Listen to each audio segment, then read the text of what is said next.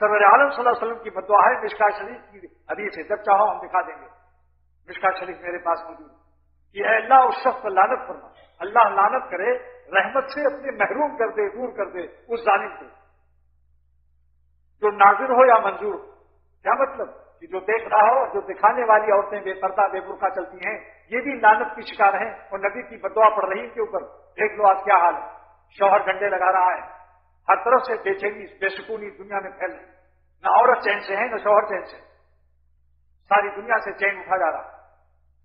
صرف وہ طبقہ چین میں ہے جو اللہ پر دیوانہ ہو گیا ہے۔ ہمارے صاحب کا شعر یاد آ گیا، کسی کو رات دن سرگرم فریادوں فغاں پایا، ارے اردو جاننے والوں ذرا غور سے سنو، کسی کو رات دن سرگرم فریادوں فغاں پایا، کسی کو فکر گناگوں میں ہردم سرگراں پایا،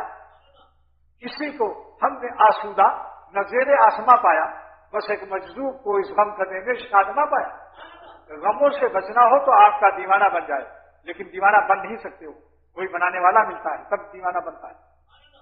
اور دیوانہ کون ہے؟ اللہ کا، جو دیوانہ سازی بھی جانتا ہو۔ کامل دیوانہ وہ ہے جو خود دیوانہ ہو دوسروں کو دیوانہ بنا دے، اگر دیوانہ خود ہے مگر دیوانہ دوسروں کو بنا نہیں سکتا تو یہ ناقص دیوانہ ہے۔ میرا ایک خلیفہ ٹکسیلا میں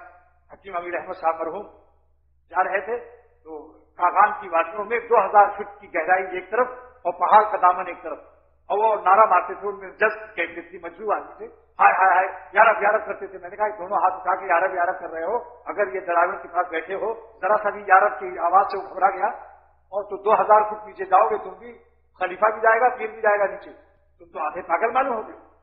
تو حکیم صاحب نے مجھ سے کہا کہ میں 20 سال ہو گئے آپ کے ساتھ، ابھی تک آدھا ہی پاگل ہوا ہوں، ارے جلدی پورا پاگل بناؤ۔